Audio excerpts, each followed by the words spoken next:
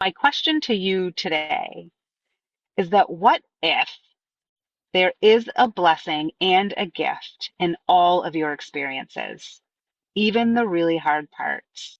What if learning how to change your perspective from this is hard to this is easy is actually the whole point of these sometimes terrifying experiences?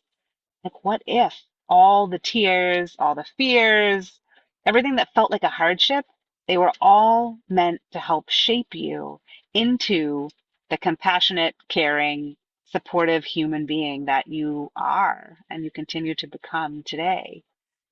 So, you are here, you have arrived, and you are so welcome here.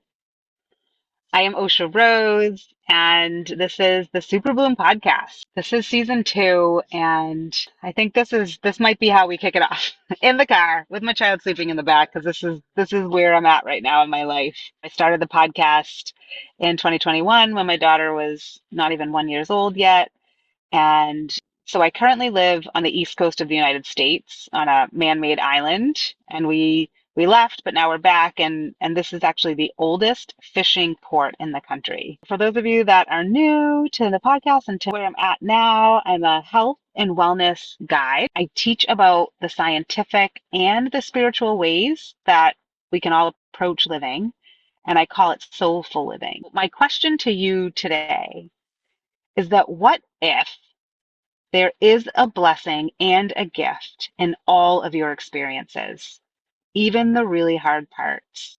What if learning how to change your perspective from this is hard to this is easy is actually the whole point of these sometimes terrifying experiences? Like, what if all the tears, all the fears, everything that felt like a hardship, they were all meant to help shape you into the compassionate, caring, supportive human being that you are and you continue to become today? Like, what would it take for you to be able to show up each day with this intention to learn from what you experience and to see the gift and the blessing in it all? What what would motivate you to make that shift? And what if your future self spoke to you and told you what I am saying right now, except she was able to show you what each experience was preparing you for next? What if they shared with you the path would no longer be hard? The sooner you open up to the possibility this is all just a classroom of your making, one big experiment to help your future self be the competent, faithful, thankful, compassionate human you came here to be. And what if, and this is one that I am fully embracing here right now, what if Osha Rose, what if I am one of the many spiritual guides that are going to cross your path to help connect you and guide you towards this soulful way of living? Could right here and right now actually be your opportunity to flip that switch? And what would, so this is the question, what would a flip of the switch even look like right now for you? Like, what would that look like in your life if you switched from feeling like everything is hard to everything is easy? So for me, this is exactly what is happening as I look back from like this future point to when I started recording this new season of the Superbloom podcast. So creating this first episode today compared to then, I was in a different spot in my journey 6 months ago. I knew I wanted to relaunch the podcast and I knew I wanted to bring it to life with video this time. And after 2 years of my experience producing music, filming, and then editing my own music videos, I now know I have the capacity to do these video versions. We're all getting well versed in ways to capture video these days. These 2 years were, for me, just my time of building up strength, courage, confidence, and I did it through following the breadcrumbs of each creative impulse, like one step at a time. It was, looking back, it was like just saying yes to that friend who told me that he had a connection to a music producer who could help me make some beats. And then I said yes to a project to create a website design for someone, and that was what funded this project with the music producer. And then I just hit record when I started hearing mantra-esque music coming out of me. I thought I was just going to dance to those beats and make like a yoga dance video, but then I ended up singing. And then I said yes to another friend who showed me a free way to get access to this filming gear. Like I didn't know how to film and angle and just what to do to film the music videos, but I just said yes and figured out how to do it. And each step of the way, it just kept unfolding like that, as long as I kept my heart in the driver's seat. That was the key. It's like the road is always clear when my heart is in the driver's seat and my head is in the back seat. And now, because I allowed my creative aspirations to take the lead, my singing, dancing, and video producing are all the main stage of the offerings in my new company. I'm excited. This is just the beginning. These are making video versions of the podcast. I've got a wonderful season batch for you. I can't wait to share it with you each week. It's easy because I know how to edit the video so that we can make it concise and you can enjoy a shorter version of the interview. And then I know what to do to the vocals just to basically compress them so that it sounds good. So singing and dancing, they have to be a part of my work. So you'll hear some songs in this episode and future episodes. I'll do some versions of some of the music that's coming through. But for me, the singing and the dancing, it's like breathing. It's what keeps my heart beating. So I know for sure it's continuing to be integrated into everything. The work I do one-on-one. Yeah. So all of it is related to sound and movement. I can see now I was actually following the path my future self had laid out for me. And today, like, I feel like I'm living a life that I curated for myself, and it just keeps getting better and easier. And I bring up ease again because it literally is this word that carries such a potent frequency. It's a word that helped heal my soul when I was really, really suffering. I last summer marked 2 years almost to the day from when I recorded my the last episode of the Superbloom podcast. At the time, I was living on this 10-acre property inside of a gorgeous 5-bedroom, 3-story house in Iowa. And I'm positive that I magnetized this house with this mind maker video I made and watched every single day. But my vision only carried me to the physical structure. I hadn't actually envisioned what it would feel like inside of that home. And so I'm not surprised my 18-month planned house sitting gig got side railed by a tree falling in the night, totaling my vehicle. So by August 2023, I was still figuring out whether I was going to stay or go. But I knew when I recorded Time to Shine that it was time to stop dwelling in the past and to move forward so that I could shine my light. Needless to say, moving from Iowa to Massachusetts alone with a 2-year-old may not sound like an easy feat, but it had to be. I knew my attitude about the journey must remain positive in order for it to be a success. So I set my aim to arrive home for a music festival that was in my hometown, and I picked hotels with scenic roads, waterfalls, and pools, and ended up being a 5-day trek. But how did I maintain a positive mindset with our replacement car stuffed to the brim with everything possible that I could take back with me? How did I manage my needs and the needs of my 2-year-old child alone while driving 6 hours a day for nearly a week?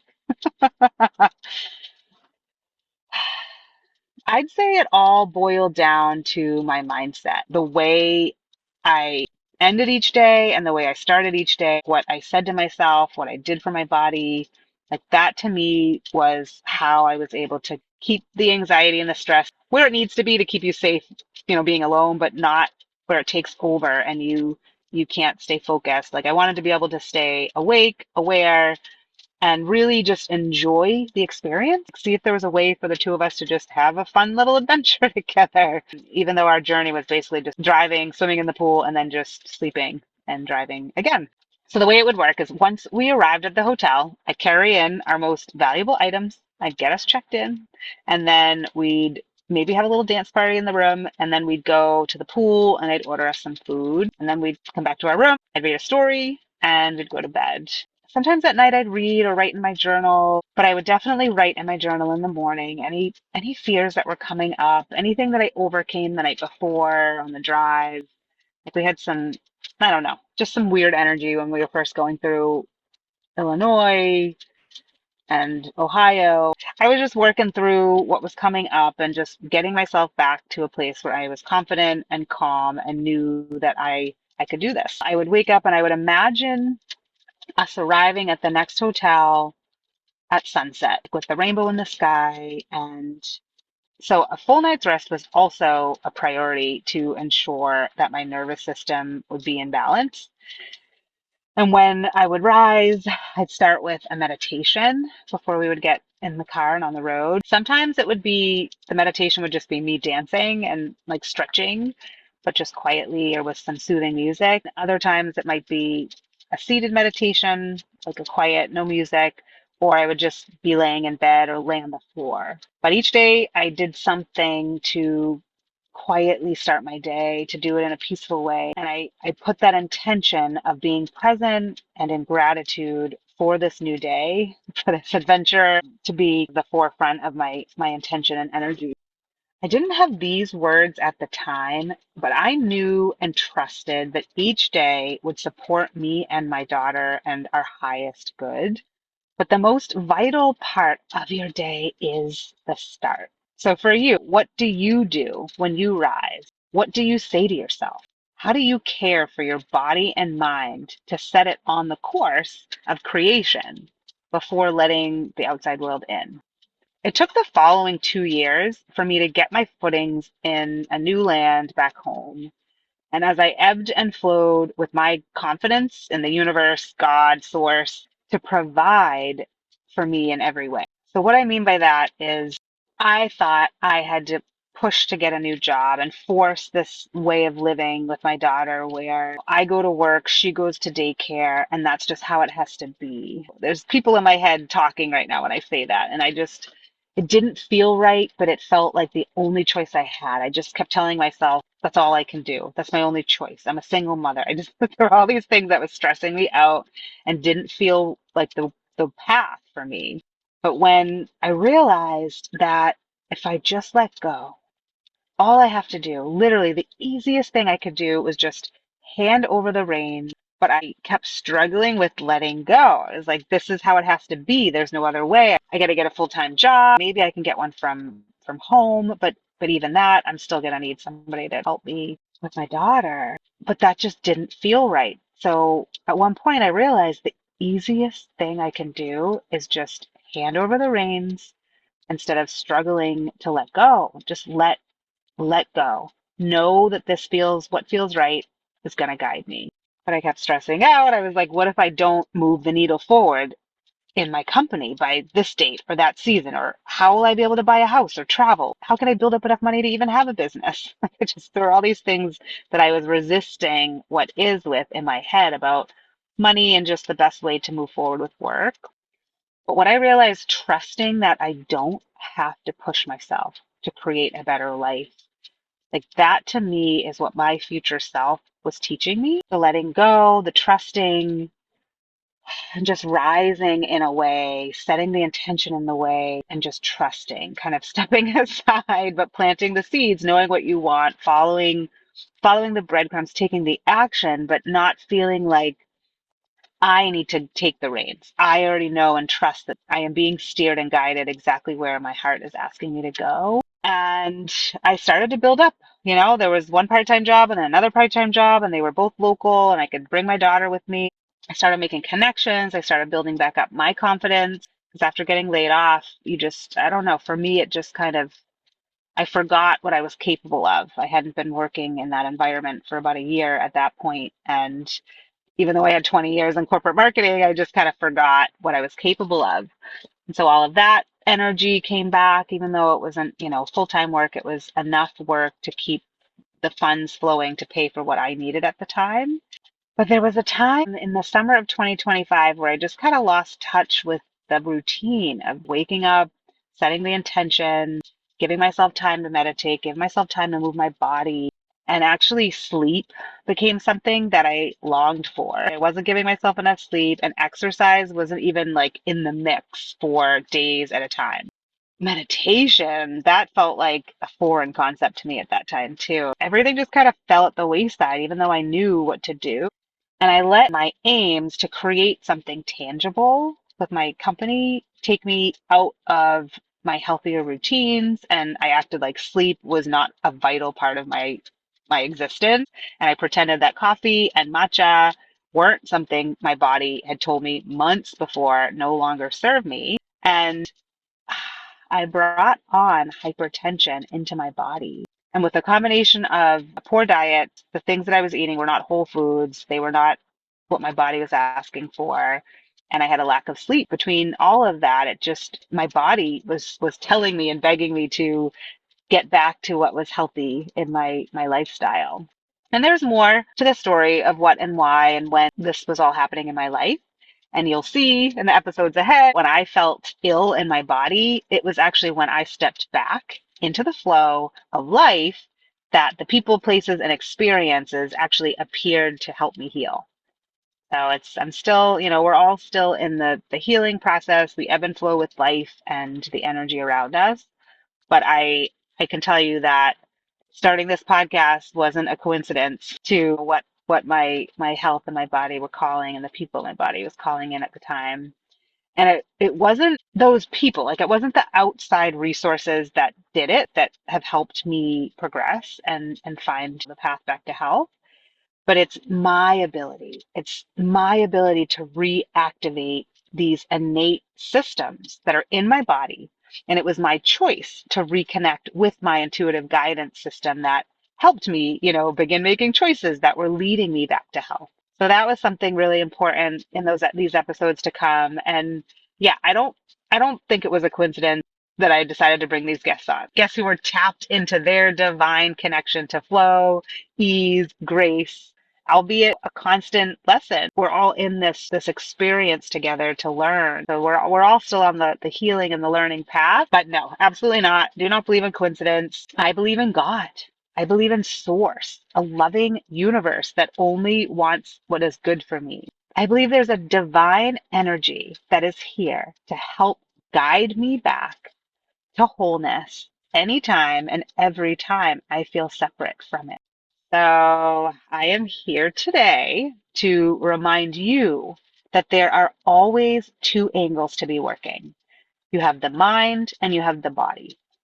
When you are working your way back to health, it's important to keep in mind this physical and this spiritual energies. You got to work both angles when you're on the path back to health. And what you feed your body, what you feed your soul, what you read, what you listen to, who you talk to, the people you surround yourself with, the environment you live in, the state of the cleanliness, like everything around you and in you equally matter in the process of healing. Take a look around. If you feel off, if part of you feels disconnected from source or this higher, greater power, and just ask yourself, what steps am I willing to take today to tune in to my inner world? What parts of you are already communicating and showing you what your next step is towards wholeness? Take a look, ask yourself. Okay, so that's it for today, but I'd love to share with you a song that I actually sing as part of the end of my day just to help cleanse and clear my energy. And I usually sing it in the shower. And it's one that now she's almost 5 years old, but my daughter also sings it too. And we named it Return to Love. So I'm going to sing the song for you, and we'll see you soon at the next episode. All right, take care. Return to love. Let my energy be clean and clear by the light, and the energy that's been taken from me, forgiven, come back to me now, to be clean and clear by the white light. Let my energy return to love. Let my energy return to love. Let my energy return to love. Woo. Sing that 3 times tonight before you go to bed. All right, take care, my dear. See you next time.